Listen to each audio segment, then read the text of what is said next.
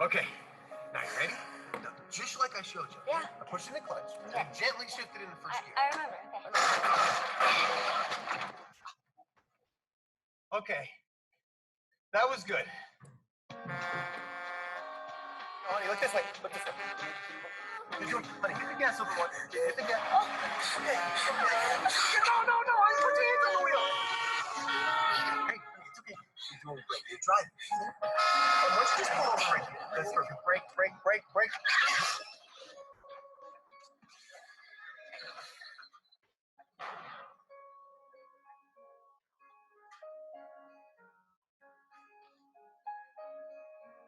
Thank you, Dad.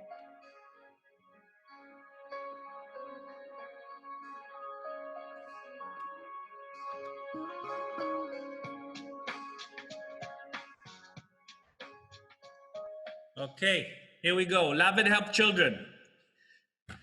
Today's children will become tomorrow's civilization.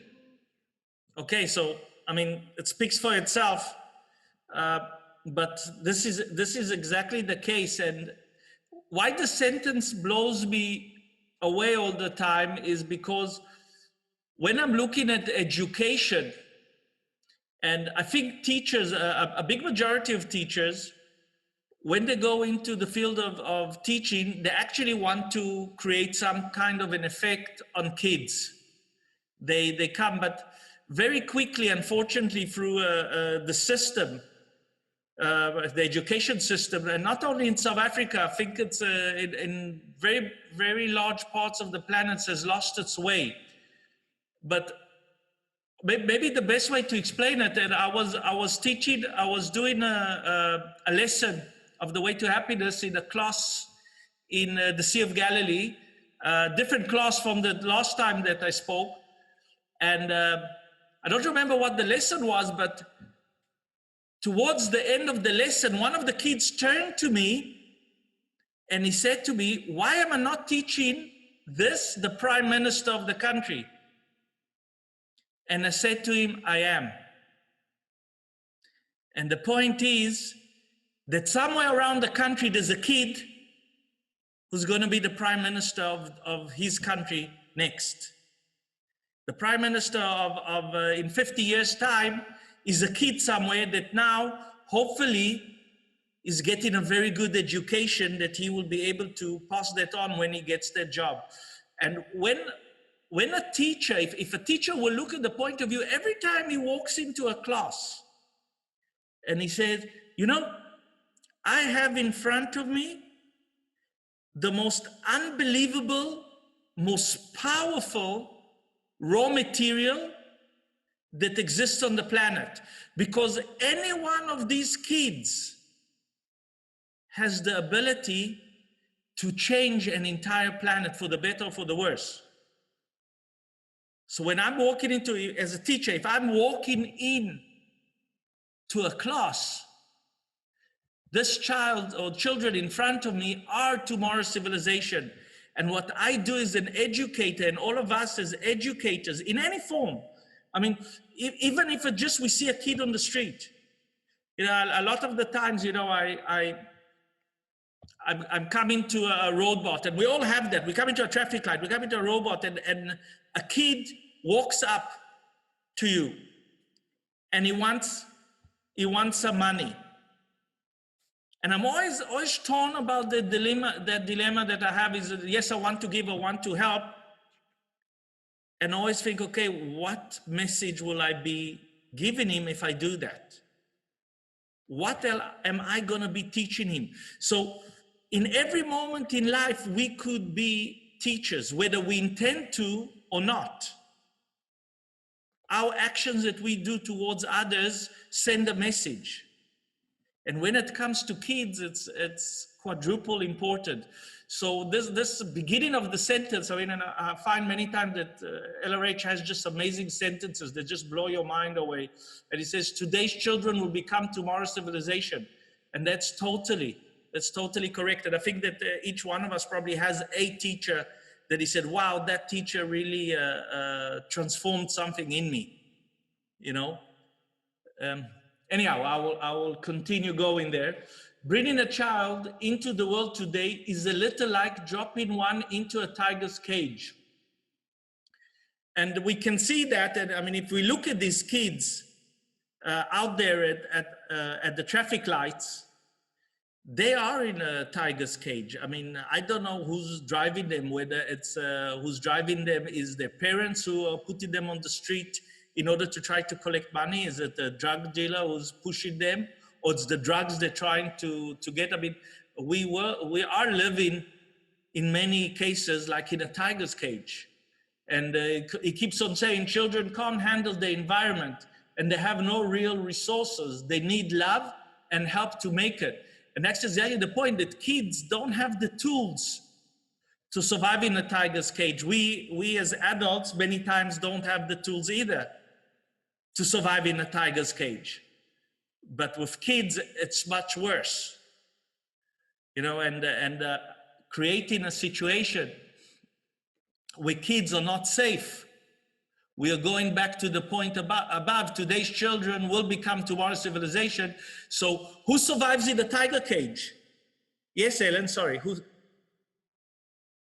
No, unmute yourself, please. Wadzi is trying to join. Wadzi is trying to come in. Sorry, let me see. I don't see that, Ellen. Ah, sorry, I do. Yeah, now I see. And there's a 346305. I don't know who that is. Okay, so if we go back to the today's children will become tomorrow's civilization. So, I mean, what do you need in life to survive in a tiger's cage? I mean, you better be stronger than the tiger if you're one-on-one with a tiger, yeah? I mean, what kind of kids that survive the streets? What kind of kids are we creating that have to survive the streets with no help from adults? Those are tigers. These are tigers, but they're unleashed without a proper direction. They're unleashed on society without proper guidance. You know, I probably mentioned it before, but I tell you, this is how criminals are created. I mean, it's quite simple, the methodology of a criminal, how he comes about. So you have a kid that's in a situation where communication at home is in the form of violence. In other words, the communication at home is shouting. The communication at home is even worse. It's a bit of more physical than shouting. And then you know what we learn, and we'll see it soon, what we learn. Next, you know, the kid is going to school, and how he communicates, the way he was taught at home. He communicates the way that he heard it communicated. I mean, his father got him to do things through shouting and physical abuse. So when he wants fellow members of his class to do something that he wants, he's just using the same thing that he was taught by his parents, or he was taught in the environment that he's been educated. So now, obviously, the teacher does not accept that and does not see the real reason that lies underneath that. And she now becomes abusive, and she probably will send this kid to the principal, where the principal has two options: to understand what's going through the kid and make it safe for him, or him himself, the principal, will be shouting and abusive towards the kids with all kinds of threats. Now, what the kid learns: home is dangerous. When I live at home, I get shouted at, I get abused even worse. When I go to school, I get shouted at, I send to the principal, I get abused. So if home is dangerous and school is dangerous, what is left? Outside, that's what we have. The world outside school and outside home. And that's how we create criminals. Now, I can understand that at home, the situation is of such, but at school, if the teachers and the principals do not know that the kid is just communicating the way he was taught, the kid has no chance. If the principal's office is not the most safe place on the planet for the kid, if the kid doesn't know that the minute that he's walking into the principal office, he is protected, because that's the last resort. From there, there's no way back. If the principal doesn't understand that, then we are creating criminals on a regular basis, all the time. So again, and this comes back to today's children will become tomorrow's civilization. And what we do about it, each one of us, is very, very important. Okay? We'll continue. So children can't handle the environment and they have no real resources. They need love and help to make it. And again, there's a kind of a how would you say, a rough rule you can do. I see everything in forces, and I think there are a few places in L. Ron Hubbard's writings, like in the book Dianetics, when he shows a force going towards survival and a suppressor force that goes towards a reduction of survival. Okay, so it's a lot of times just a force against a force. And when we are dealing with kids, it's just a matter what the kid gets from us more. Is he getting from us more good words and loving words, and he's getting from us more building of character? Or are we more critical, or are we more shouting, or are we more upset with the kid? And it's just a matter of numbers. If the majority of our communication towards kids are full of affinity, of great liking, and a lot of encouragement, then our kids will be in a good shape. If we use more criticism, shouting, or any kind of making the kid wrong, then we're going to lose in the battle of educating our kids. And it's simple. It's actually very simple. Does it make sense, guys? If it makes sense, I could just have thumbs up. Okay. Cool. We continue. It is a dedicated problem to discuss. It is a delicate problem to discuss. There are almost as many theories on how to raise a child or not raise him as there are parents. Yet, if one does it wrong, much grief can result, and one may even complicate his or her own later years. Okay, does it make sense? I mean, how many kids would blame their parents of, I am what I am because, what you did, or whatever, and now I have to see a psychologist, or, they don't say that to the parent, they just go and do it, or whatever. Does it make sense? So again, this goes back to what I said before, the ratio between the good or the bad that we impart on our kids, okay? And what I find is it actually should be something like 75% good and 25% bad. The only times probably that you should be harsh with your child is really when he's endangering himself. Okay, that's the time that you probably could use more severe talk or more severe action with children. Otherwise, the rest is not important. The rest is really not important. And I mean, how many of us got upset with our child and afterwards we were very upset with ourselves? I mean, I'm picking up first to blame, I mean, that's probably the killer, that we get upset with our kids and then it eats into us. Yeah. For those of you who don't have yet kids, guys, just save yourself the headache. 75% is all okay. 25%, it's really only if it's dangerous for them. Okay? Good. So some try to raise children the way they were themselves raised. Others attempt the exact opposite. Many hold to an idea that children should be just let grow on their own. Okay? None of these guarantee success. The last method is based on materialistic idea that the development of the child parallels the evolutionary history of the race. That in some magical way, unexplained, the nerves of the child will ripen, in other words, that will mature as he or she grows older, and the result will be moral, well-behaving adult. Okay, so in other words, I'll just let my child go on and do whatever he wants. Sorry, let me just admit someone here. And somehow my child will find his way in life and will have good values somehow. Yeah.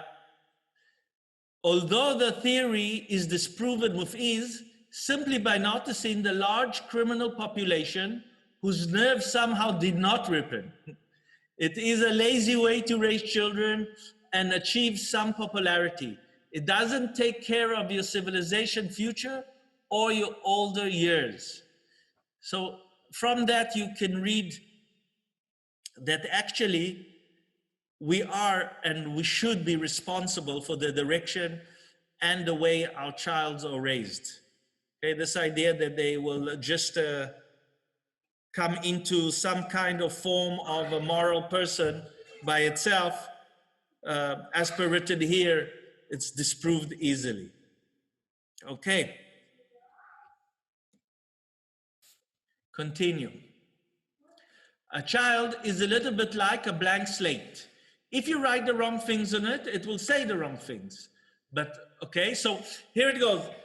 So whatever, I mean, if you say things to your children, how many of you suddenly heard your young child come with some kind of language that you don't know where he came from? Yeah? Well, he just heard it probably at school or somewhere, maybe on TV or something, and he's just like a blank slate. It's been written, and he just repeats it to you. But the other thing to look is, and what to see is that your children learn from example. Okay? So whatever they see, this is what's going to be written on the blank slate. And I happily can testify, at least for myself, that actually you don't have to tell much kids. You need to show them. You show them by good example. And if you don't tell them too much, you just show them, suddenly at the age of 16, 17, 18, you suddenly are very surprised, you know, and you start to see that this is coming back in a very, very positive way. You know, conduct your life in a positive way. Well, it's easy, you know, conduct your life the way it's written in the way to happiness. You know, use these precepts to conduct your life, and you will get a child that behaves like in the way to happiness. Because they will just record everything like a blank slate, and eventually this is what they learn, and this is how they learn. But unlike a slate, a child can begin to do the writing. The child tends to write what has been written already. The problem is complicated by the fact that while most children are capable of great decency, a few are born insane, and today some are even born as drug addicts, but such cases are an unusual few. Okay, we get that point? We get that point, guys? Cool. It does no good just to try to buy the child with an overwhelm of toys and possessions, or to smother and protect the child. the result can be pretty awful. Okay, so in other words, just buying or trying to protect the child will not do the job. One has to make up his mind what he's trying to get the child to become. This is modified by several things. What the child basically can become due to the inherent makeup and potential, what the child really wants to become, what one wants the child to become, the resources available. But remember that whatever these all add up to, the child will not survive well unless he or she eventually becomes self-reliant and very moral. Otherwise, the end product is likely to be a liability to everyone, including the child. Now, just the one point that for me, I like to put a lot of emphasis on, because we all know what we want our children to become. I mean, it doesn't matter what I'll say, you guys will still want something that your child will become. And I don't want to even try to change your mind about that. But I think what's a very, very important thing is what the child really wants to become. Okay? And that's the point. And if a child does something that he wants, especially in life. So let's look at it. I mean, most of us, when we work 8 hours a day, right? Some of us work 10 hours a day. Claudia works 14 hours a day, you know? And so we spend of our wake hours in the day, a good 50, 60 to 65% of the day we spend at work. Okay, these are the hours that we are awake.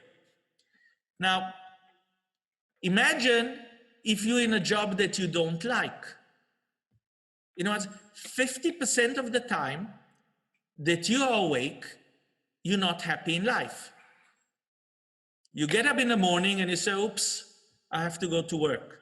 The morning starts with a downer. And maybe the only time, if you're lucky, is on the weekend you're happy. Who would like such a life? Anyone here likes it? I doubt it. That is not really. So why would anyone wish that on his child? Because it says what the child really wants to become.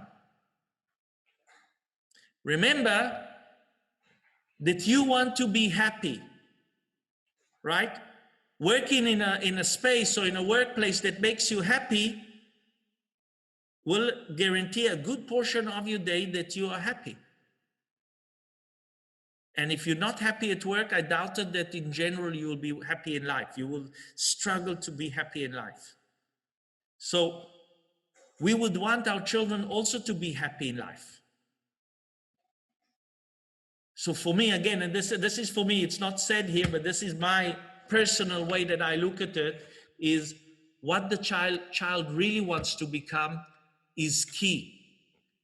And I mean, one of the things about making a lot of money, I think one of the things about making a lot of money that motivates at least me is that I will be able to help my children to do whatever kind of job they want. That for me is a lot of freedom, that my kids will have the ability, if they want to be a vet, if they just want to, I don't know, wash dishes, whatever. If that's what makes them happy, what a pleasure. That's an easy one. You don't have to study too hard for that, you know? So that is a worthwhile point to consider when, when the child is very young, okay, but as the children grow older, and also to help them. See, in other words, children many times will say to you, I don't know what I want to do in life. I don't know where to go. Help them find something that they love. I mean, Sophie now has gone into baking. She's really, really enjoying baking. And Jessica and I are very happy about it. She works for our company, but if she'll come today and she says, you know what, I want to do baking full time, I'll say, excellent. Come. Why don't we find a company? Where's Lawrence? Where's Lawrence? Lawrence, show yourself. Lawrence was here somewhere. I don't know. I can't see Lawrence now. Well, we'll send it to work for Lawrence. We'll send it to Lawrence to learn how to bake. Guys, does it make sense? Okay? Whatever one's affection for the child, remember that the child cannot survive well in the long run if he or she does not have his or her feet put on the way to survival. It will be no accident if the child goes wrong. The contemporary society is tailor-made for a child to failure. So this is another form of how we are living in a tiger's cage. I mean the kid who is landed on the street and is gripped by the tiger claws of the drug lord, and he's made to fail. The values of society that you have to be thin like a stick and wear certain kinds of clothes with certain kinds of brands, and if you don't do that, you're not as a good person as others. I mean, we all have different bodies. The majority of us are made to fail. You know, if only 15 to 20% of the bodies on planet Earth is like, you know, that's the worthwhile. I mean, 80% of us are made to fail.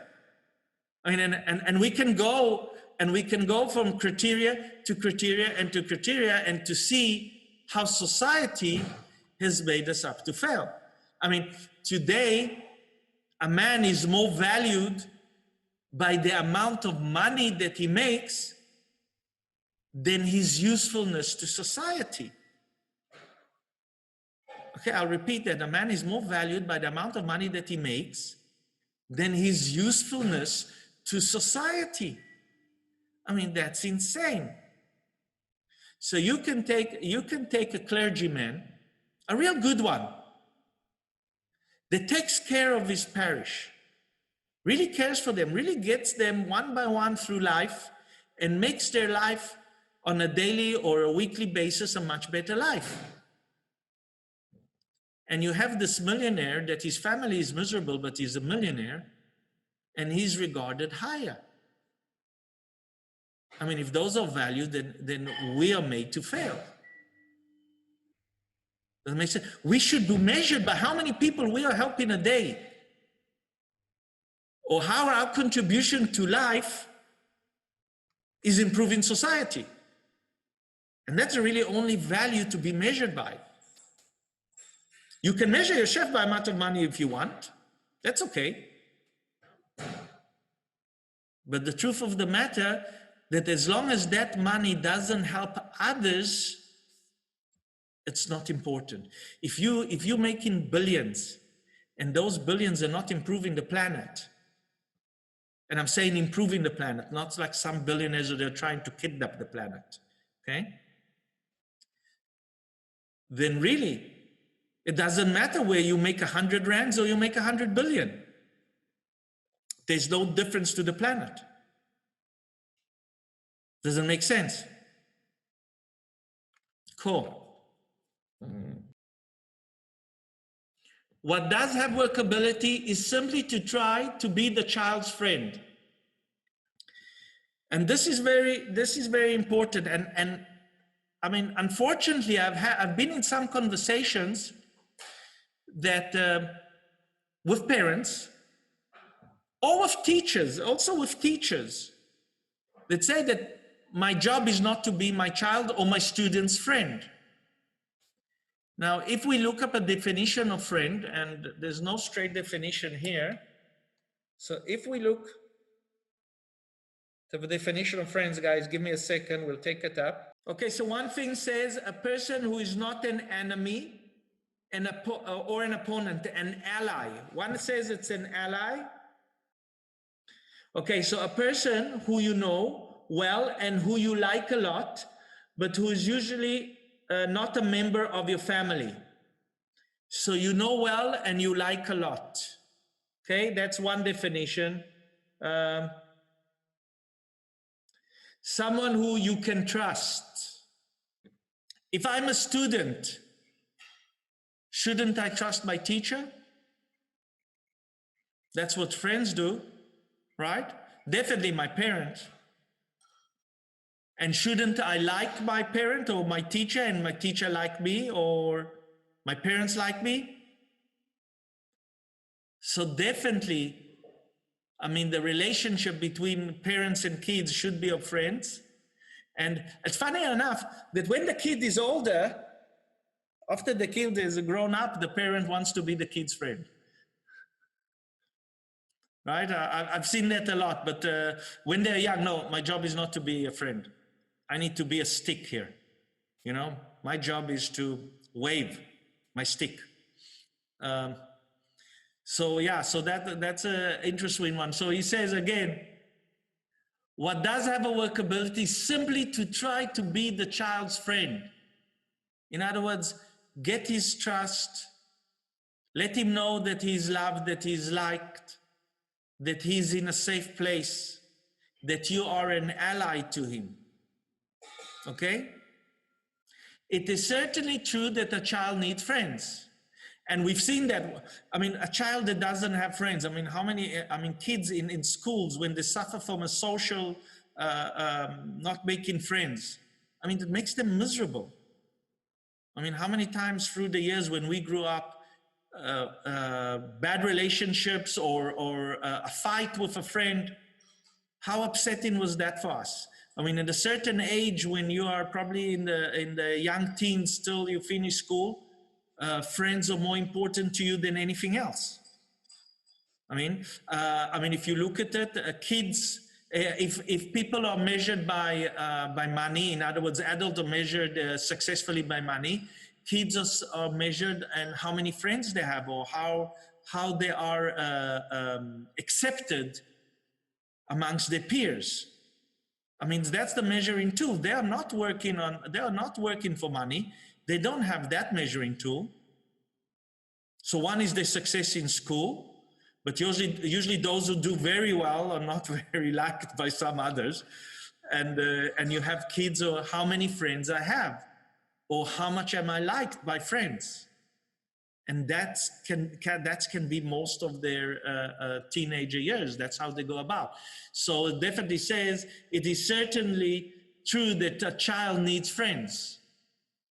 Try to find out what a child's problem really is, and without crushing their own solution, try to help solve them.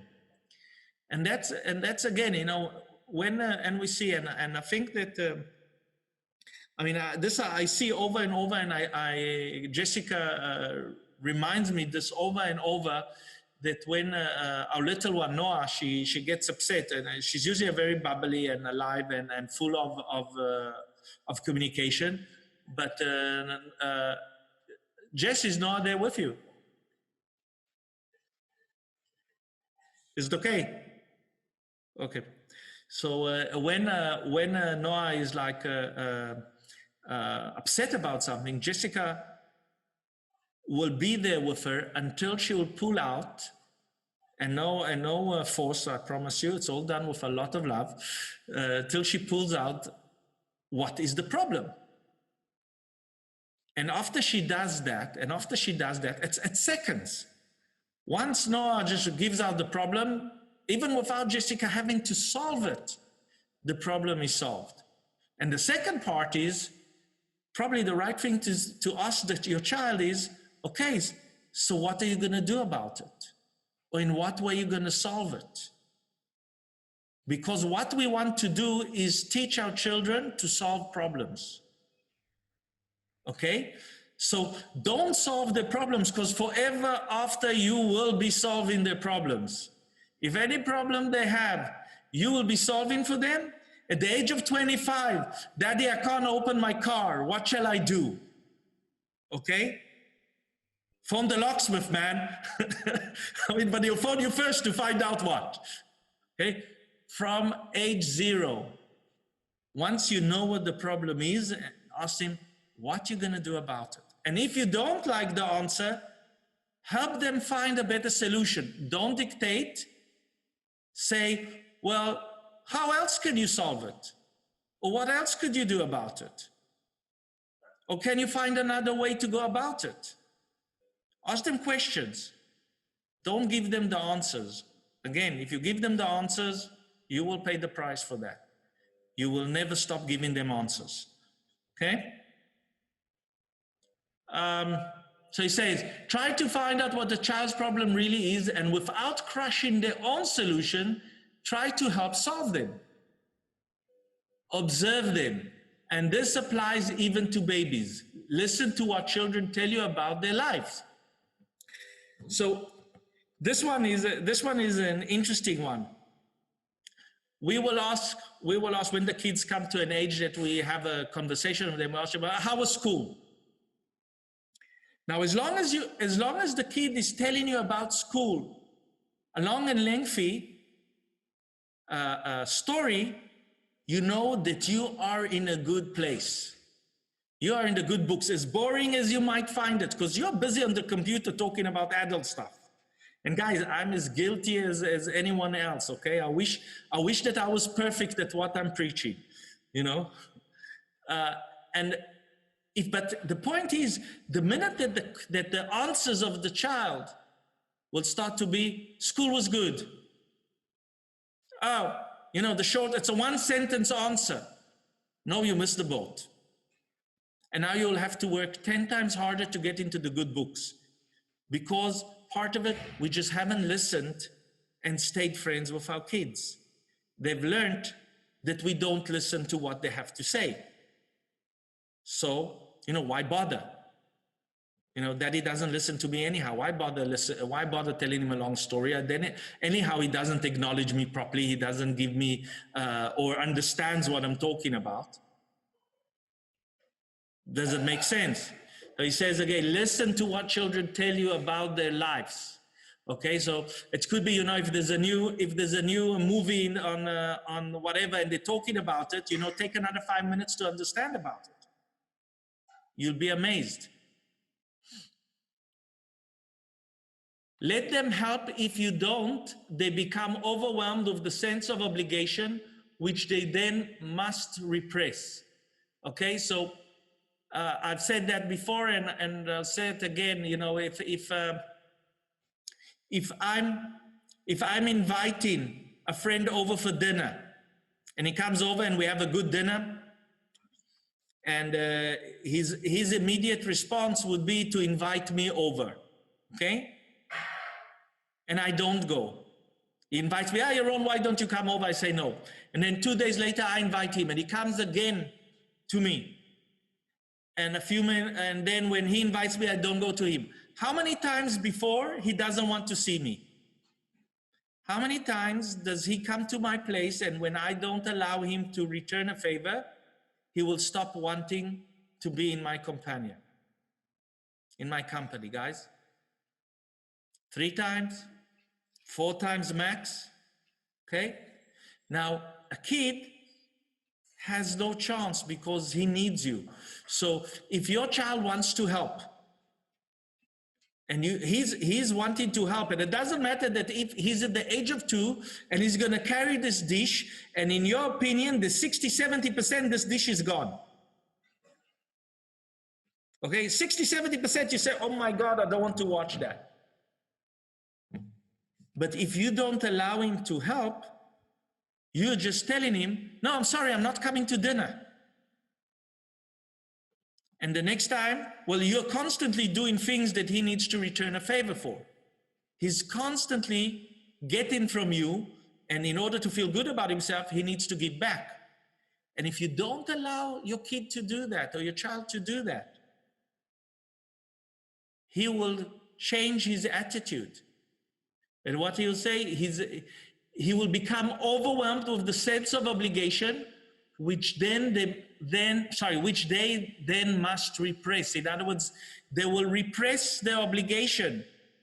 So what does that teach them? I don't have to give back nothing for what I get. If he has to repress that I have to give back because I got, so what's the other option? I don't have to give back for what I get. So he learns to live out exchange. He learns that he doesn't have to exchange for stuff that he gets. Does it make sense? Okay. So the dishes are not that important, guys, I promise you, they're not that important. It will help the child enormously if you obtain understanding and agreement of this way to happiness and get him or her to follow it. It could have an enormous effect on the child's survival and yours. Okay, so I can tell you that this worked for Jessica and myself. We a few years ago, we decided that this is an agreed upon code of conduct with our eldest, with Sophie, and that made life much easier because she has a book of rules that also we obey. In other words, now we have a moral code which we didn't invent and which we have to keep to. So it's not because daddy said or because mommy said, it's because we agreed upon a moral code that we can all use. Does it make sense? So for the kid, now you're giving the kids the right to actually have rights like yourself. Make sense? Okay. A child actually does not do well without love. Most children have an abundance of it to return. Totally.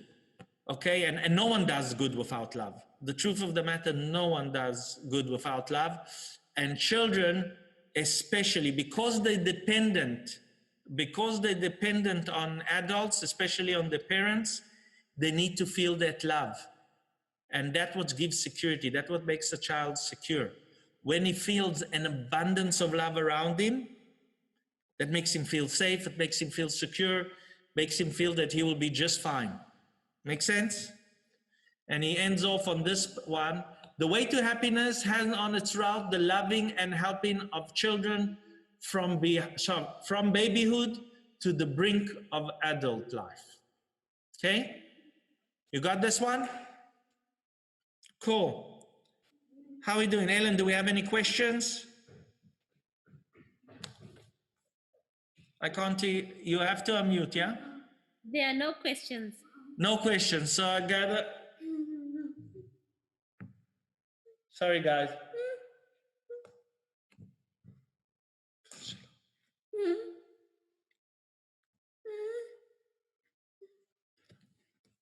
Okay. So you guys feel strong? You feel able to do another one? Yeah? Can I have more thumbs up just to see? Okay. So let's go over. We'll do Precept 5. And we did it quite a short while ago. So those of you that heard it, I think last week or the week before, you will just be so good at it, you will be able to replace me on that one. Okay, here we go. Be good. Don't party, okay? I did the craziest thing today. Was it something gross? It was just something I never thought I'd do. Like ever. Did your parents find out? Yeah, they were totally shocked. My mom cried. And for the first time in a long time, I just felt good. What did you do?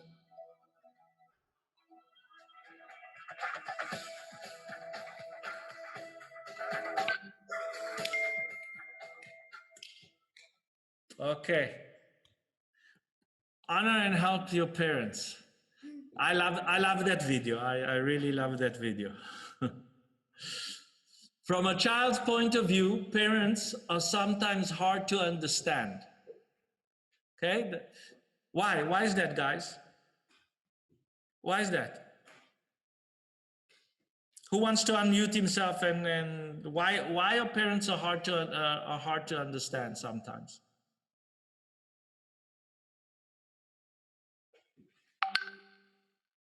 Everybody thinks that parents are never hard to understand? I don't always agree with your viewpoint as a child. Okay. So what is the, yes, Ellen? Mark said generation gap. Okay, fine. So let's look at it. I mean, the reality, and you could say it's a generation gap, Mark, but what is different is actually a reality. I mean, you can put 5 generations in the same reality and they will understand each other. Okay, does it make sense what I'm saying? The reality sometimes of the kids is totally different from the parents. For example, the kid's most important thing is his social status, and the parents' most important thing for the kids is his safety. Can you see how sometimes these can, from the point of view of the kid, contradict each other? So we have the child who wants to go to a party, and by the way, the party has drugs and it has alcohol and it has all kind of things. And the parent doesn't want the child to go there because he's afraid because of the alcohol and all those things. Although the child is going there because he wants to be with his friends. Okay? Now, that's where you have, I mean, the view. And he says, from a child's point of view, parents are sometimes hard to understand. And that's exactly, it's the point of view. The parent is looking from a safety point of view, and the child is looking from a social point of view. Okay? Or the parent is looking from an education point of view, you need to study, and the child is the point of view of sport. I want to play my rugby. And these sometimes are clashing. Why? Because it is, I don't know, 4:30 and all the kids are getting together and they're going to play a game of rugby. Okay, and the parent wants the child to do his homework. Okay, can you see how this point of views crash one with the other? I mean, if I will tell you now, if I would tell you guys something outrageous like, guys, just look at the window, look at the beautiful day we have outside. I mean, it's really green and the sun is shining and etc. You all will look at me and you will say, wow, this guy is crazy. And the next thing I know, I'm talking to myself on this Zoom webinar. Yeah?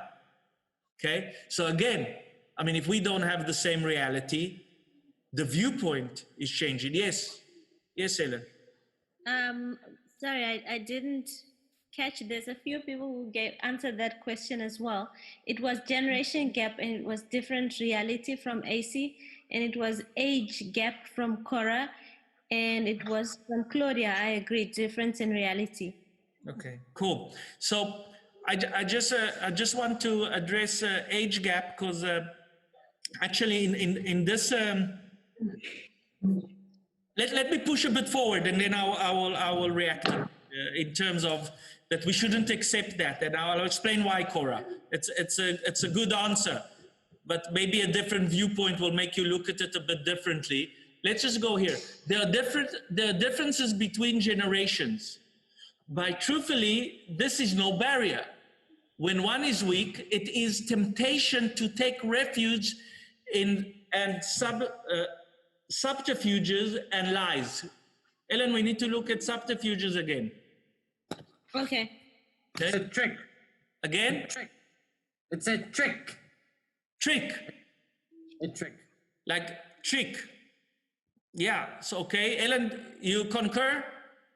Yeah, it says secret, usually dishonest ways of behaving or doing something, actions designed to hide, avoid, or escape something. Okay, cool. So I'll read this again. There are differences between generations, but truthfully, this is no barrier.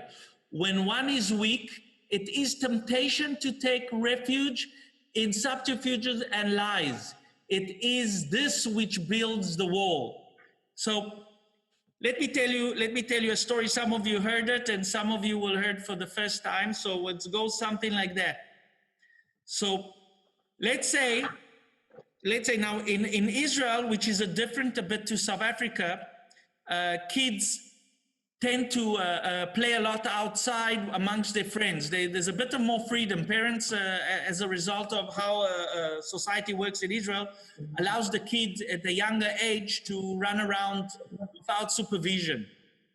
So if we would have a scenario where, let's say we have Johnny, and he's a I don't know, a 12-year-old, 13-year-old kid, and he has now finished school, and the kids, his friends, say to him, okay, so we're meeting in half an hour and we're gonna play some soccer.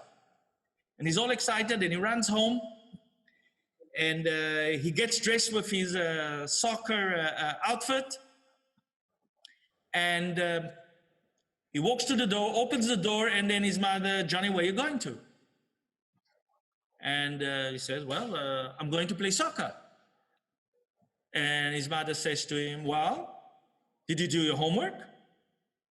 And he said, no, I will do it later. She said, no, you're first gonna do the homework. Now, Johnny, very, very sadly, goes to his room, very disappointed he does his homework, because here is the point. He is weak compared to his mother's will. Okay, he's in a point where she decides for him. So 2 days pass, and it's soccer time again. And he goes home, puts on his clothes. Quietly, he tries to sneak out of the house. But his mother is sharp, man. His mother is very sharp. So, Johnny, where are you going? And he says, well, Mom, I'm going to play soccer. And she says to him, did you finish your homework? Now, remember, he's weak. He finds that he has no solutions and he really wants to go and play soccer. So guess what he does? He tells her, Mom, there was no homework today. Mommy that hasn't any bad experience with Johnny, she goes, okay, have a great game. And he goes out and he says, yes, it worked. Okay? Remember, when one is weak, it is temptation to take refuge in substitutes and lies. So now, he found a mechanism. He just tells Mom, oh, I did homework already at school, oh, there's no homework, and etc. And very successfully, he is going to play soccer. But there's a problem, huh? What's the problem? Homework is not getting done. So one day at school, the teacher turns around to him and says to him, Johnny, show me your homework. Can he show the homework? He can't show the homework, right? So the teacher is a bit of a strict teacher, and etc. Okay, here's a letter to the mother, and he writes a whole letter to the mother, and he gives it to Johnny. Johnny goes home. Does he have a new problem? Guys, what do you say? Does he have a new problem? He's weak again, and he has a new problem. Can he give the letter to his mother? No, he can't give the letter to his mother. So what he does with that letter?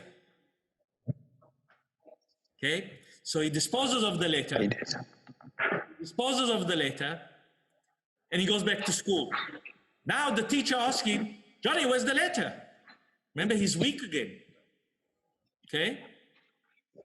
So he says to the teacher, well, I gave it to my mother. She read it. She wasn't happy with me. And that's that. So somehow he gets away from it, but around the corner is Parents Teachers Day. And guess who's coming to Parents Teachers Day? Mommy, right. She's coming. And guess who she's going to see? Number one strict teacher. And how much trouble now Johnny is. But here's another thing. Every time that Mommy asks him, how is school? Can he say how school is, or this is a subject that he better not talk about? Is this a subject that he actually can talk about? Not really. And Johnny, with every lie that is put in there, is building a wall. So we were talking about gaps of generations, and we were talking about we were talking about that the differences between kids and children. Now, I would ask the kids, you know, why? And I would start this lesson with actually a question: is how come that when you become a teenager, you, in most cases, you're less friends with your parents?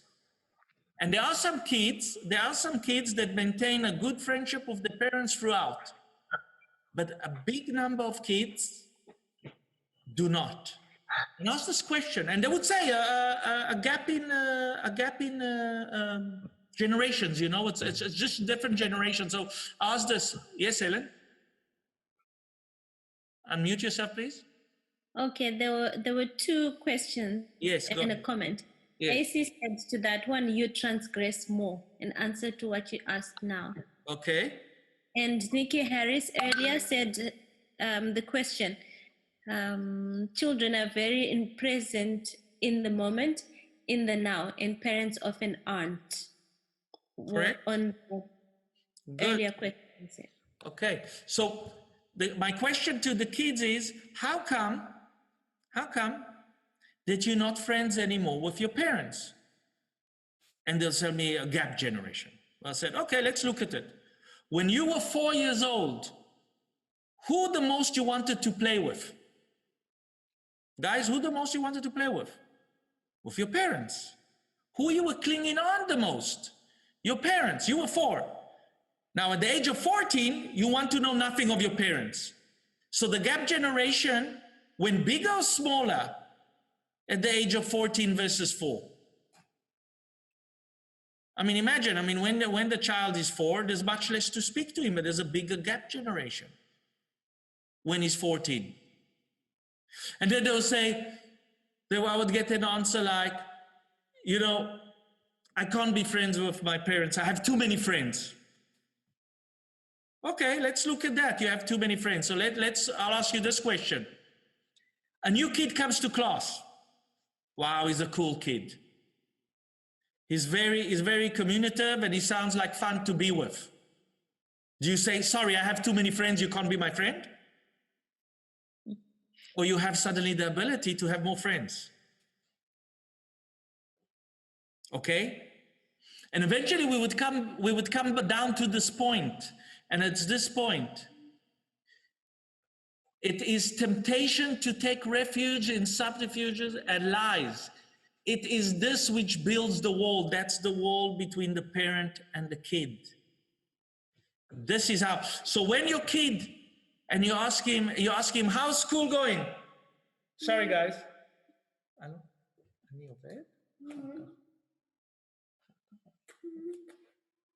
Jess, can you help here, please? Okay, Ima. Okay. So it is the lies that make that gap. And now, if you have a kid who you ask him, so how was school?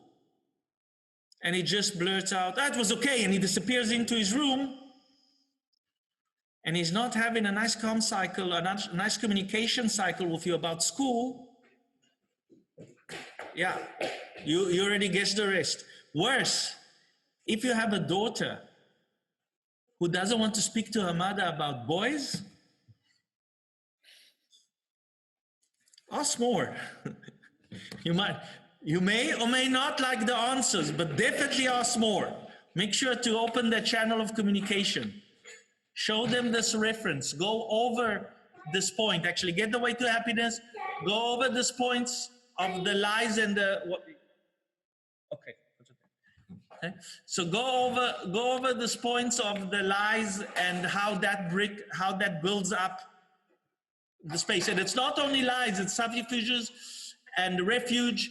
In other words, it's tricks like a trick, you know, telling your parents that you're going to sleep with a friend, and in the meantime you're going with a boyfriend on a motorcycle to a party is much more than a lie. It's kind of a trick. You know, there's more to it. Okay, it's kind of deceiving. So if your daughter can't speak to you about boys, make sure to communicate more, just to make sure that there's nothing of that hiding there. And not, guys, not because it's that bad because they are going with guilt within. Because when you're lying to people, you can't be their friends. Okay, anyone is lying to his friend on a regular basis? Guy, who here is every day that he sees his friends is lying to him, and he say, "Hey, that's my best friend. By the way, part of my living with my best friend is lying to him every day." Okay, that doesn't work. Doesn't make sense. Okay. Any questions before we go further? Ellen, okay, nothing, good. One cannot overlook the fact that almost always parents are acting from a very strong desire to do what they believe to be best for the child. Okay, and I think that is true for all parents. Okay, yes, Ellen. AC says only if you can play Survivor can you lie to your friends. Well, you see, the purpose of the game and the rules of the game are built in that way. Yes, Cora. Yes, Cora. Cora? Okay. Sorry. Okay, I think Cora wanted to say something. Ellen, is there something there that I need to know? Sorry, made a mistake. Oops. Okay, that's fine. Okay, so you guys get that point. If the game is to lie, then that's the game. That's fine. Survivor is a game. Okay, the purpose is to deceive. Not a problem. So here we go. Children are indebted to their parents for the upbringing, if the parents did so. While some parents are so fiercely independent that they will accept no return on the obligation, it is nevertheless true that there often comes a time when it is the turn of the younger generation to take care for their parents. Okay, and that makes sense, and I think yeah, it's just that. So if your parents are very proud and they don't want to get help, there's always a way to make it okay for them to have help. Okay, it doesn't have to be a direct. You know, I know that. For example, my father-in-law, I know not to go and ask while we travel. Tell him, okay, let me take your case. It just doesn't work for him. But I find other ways to put by exchange and to help. Does it make sense? Okay. In spite of all, one must remember that they are the only parents one has. And as such, no matter what, one should honor them and help them. The way to happiness includes being on good terms with one's parents or those who brought one up. Cool. Okay, so any questions so far or any comments? Anyone want? Yes, Ellen. No, unmute yourself, please, Ellen. There is a comment from Laurent. He wanted to say something. Of course, go ahead, Laurent.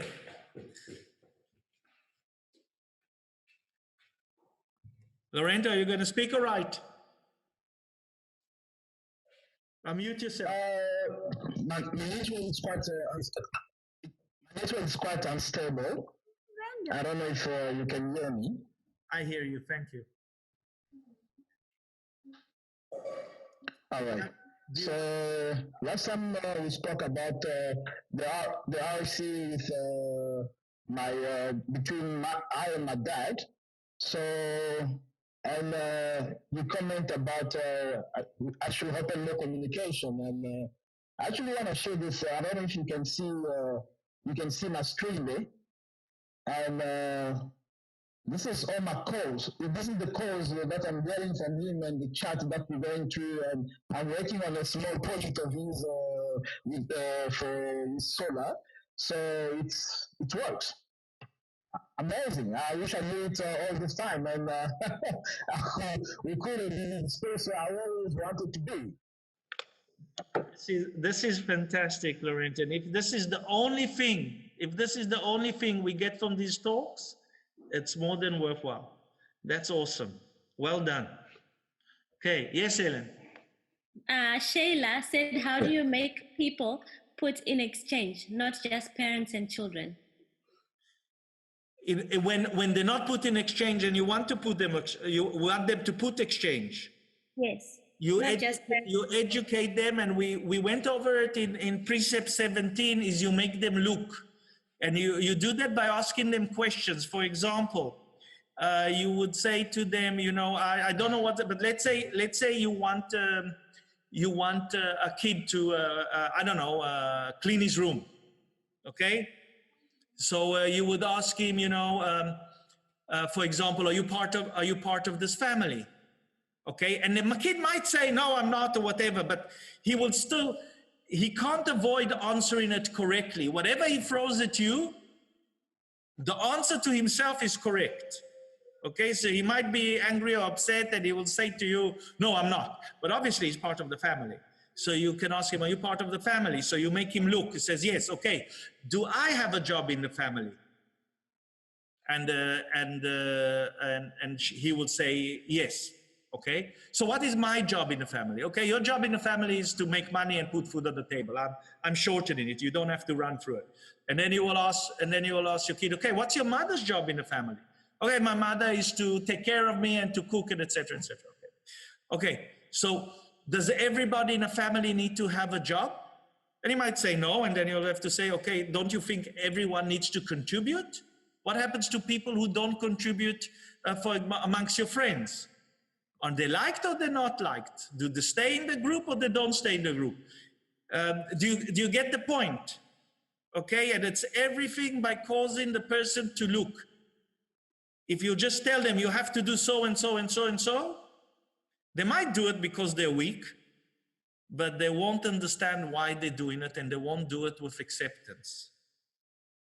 Does that make sense? And better to do it when you are not angry and your child is not angry. Okay, if there's an upset going on, let the upset go and have this discussion when both sides are in a good space where you can have a good conversation. Awesome. I see Cora's hand is up. I'm not sure if this is to ask a question or Cora, do you want to say anything?